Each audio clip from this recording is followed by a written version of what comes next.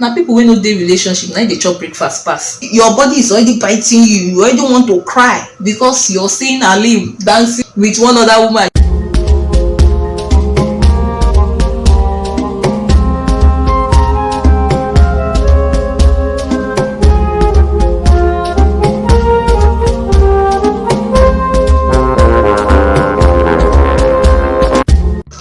Hello my beautiful people, how are you doing today? Welcome back to my YouTube channel. My name is Uche, and if this is your first time on this channel, please click on the subscribe button below so you get notified whenever I post a new video. And if you're a returning viewer, hey, what's up?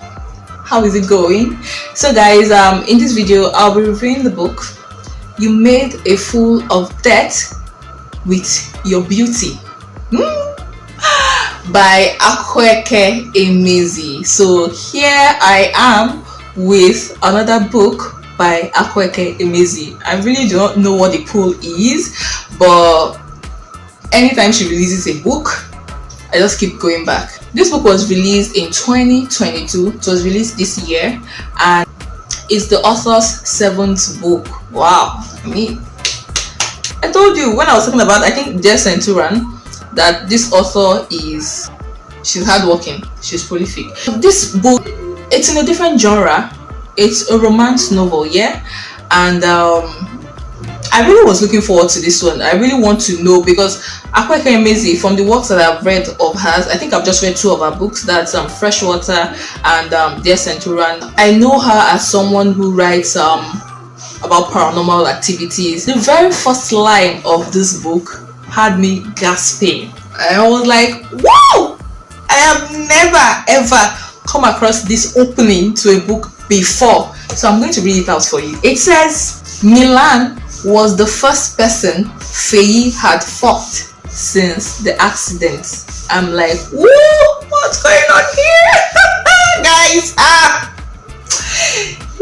God, this Akwaeke will not kill somebody. So I got into the book, and the trope for this book, it's something that I've not delved into before, and it was a good thing that I was coming across this trope. So it's a girl dating an older man, kind of romance fiction, and it was really cool. I don't know if I would say it's cool, because from the romance novels that I've read so far, the 2 love interests, or the lovers, they're usually almost in the same age bracket, but this time around the main character, that is Faye, was dating someone that was old enough to be her father.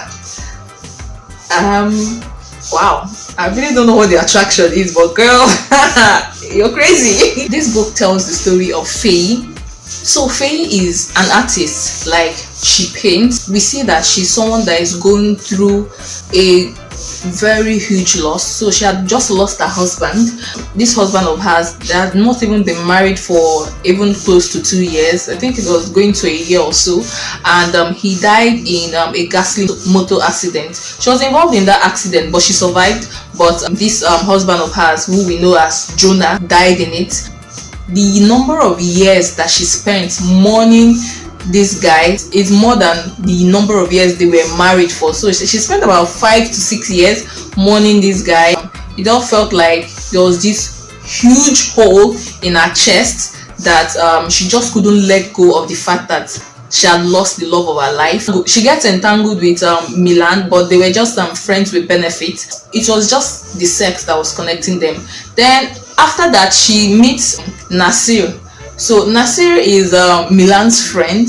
She got with Nasir, so Nasir liked her and wanted to actually go into a relationship with her, and he was supporting her dreams. She was opening up to him little by little, and he had these really big dreams for her. And Nasir just happens to be the son of a well celebrated chef. So he's from money, his family has money, and Nasir goes to hook her up with this art exhibition. So Faye, as we know in this book, is someone that is really, really good with what she does.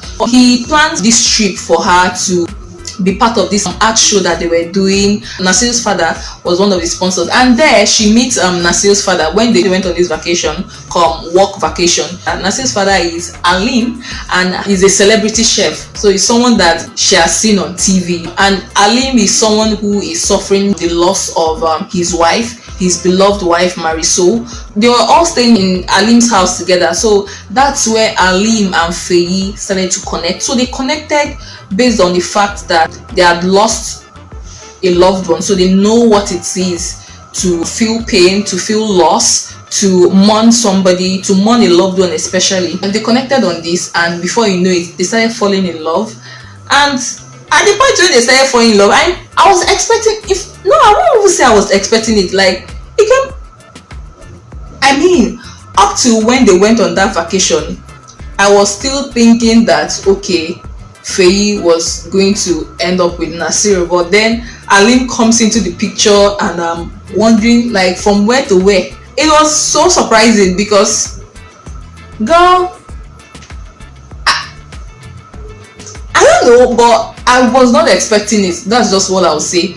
I wasn't expecting a romance to brew between Feyi and Alim. I knew there was this attraction. I started seeing it when the author started talking about the attraction between them. But a full-blown romance, that was something I definitely did not see coming.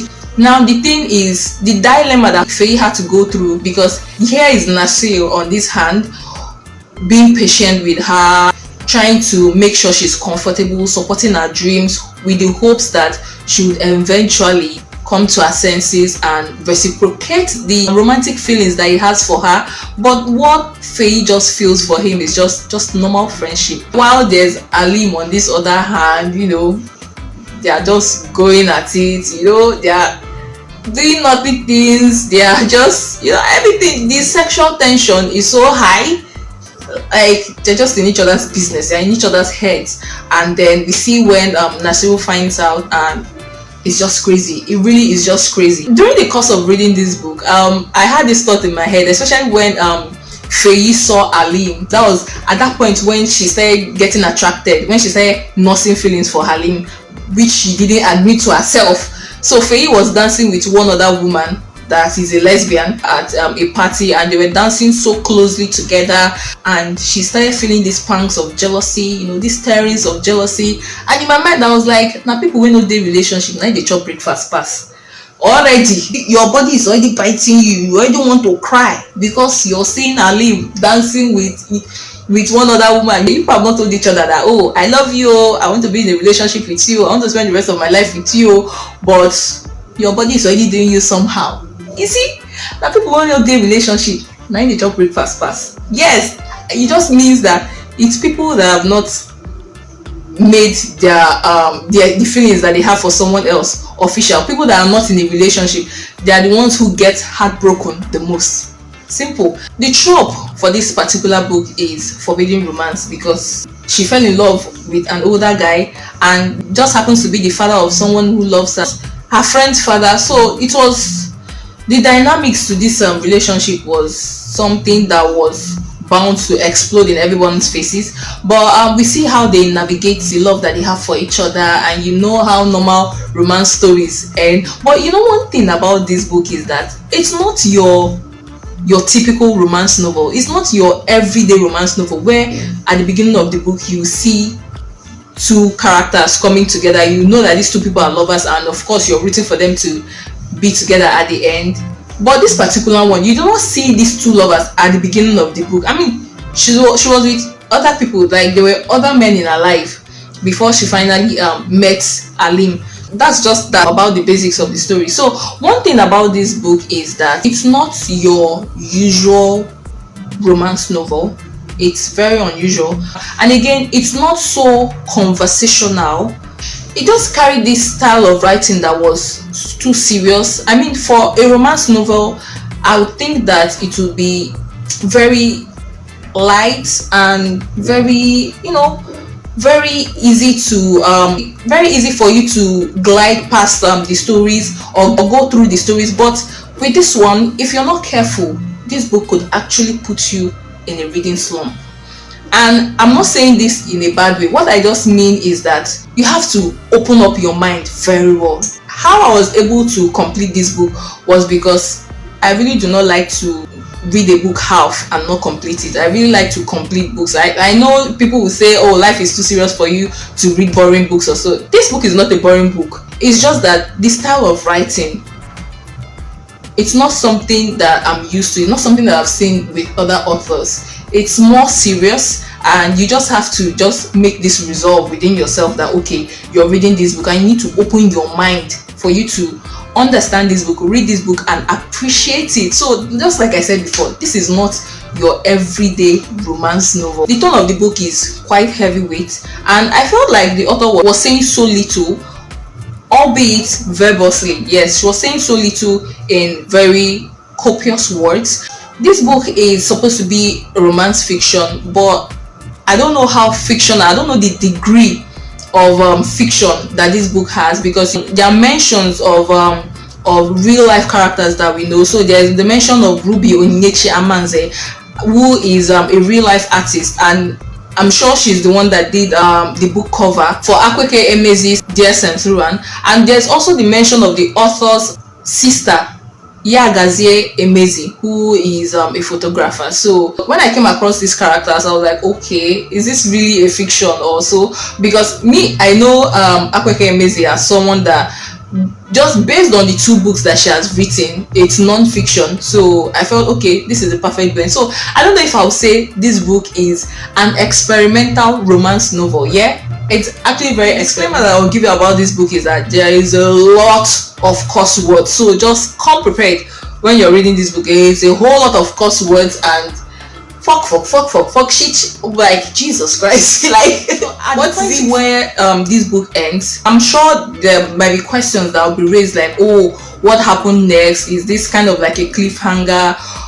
Would there be a sequel or so? But I don't know. I think I'm very comfortable with where the author ended things in this book. There's no need, I don't think there's a point overflogging everything. If there's going to be a sequel, fine, but I think I'm okay with where it's at. So looking back at how Faye got with Alim, I don't know, it depends on how you look at it. It felt quite opportunistic on her own end. That thing that she did, it's fucked up. And it just goes to say that Faye is not the perfect character. She has her own flaws as well, but we are reading a story, so everybody is not going to be perfect or morally upright. But this thing that she did, I do not know what she was thinking. But you know, when there was this opposition from Alim's children, his two children, they didn't want her, they didn't want him to get with Faye. You know, they were saying she's a gold digger. Is it because she sees that the man is lonely and he's very rich, so she wants to dig her fingers into him? But at a point I was like, everybody please just rest. Can everybody just give this thing a break? Leave these two people. If they have said they want to be with each other, okay, lick your wounds and let them be. They decided to be with each other. What is it? As I progressed with the book, I got to understand the dynamics of their relationship, that's Alim and Faye, and it's okay, it's cool, in as much as the way they went about the relationship was quite unusual. But let's just let it be. It's fine. But I really was rooting for Nasir until I started rooting for Alim. I'm sorry. So one other thing that this book explores, and the way the author just injects it into this book, which I feel is genius on her own end, is the sexuality. So I don't know, Faye is not straight because she has this best friend of hers, and at a point in their best friendship, they've had lesbian sex. Yeah, even Alim, when Alim is described, I would say Alim is someone that is queer. So there's just this blend of, you know, sexuality, and I really understand what the author is trying to do with this book. And okay,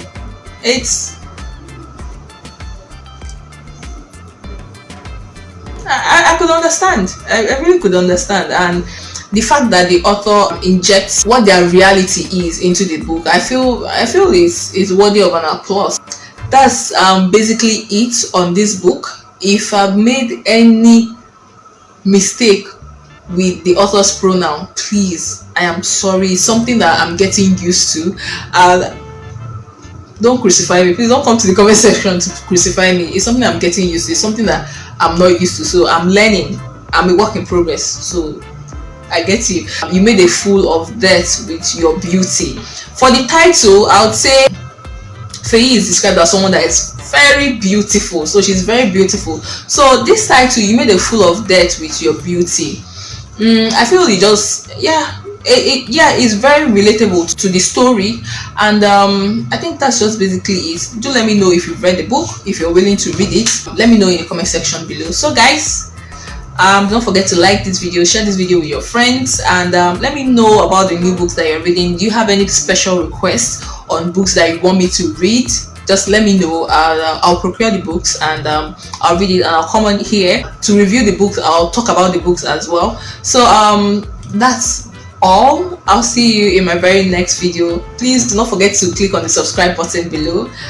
Bye guys.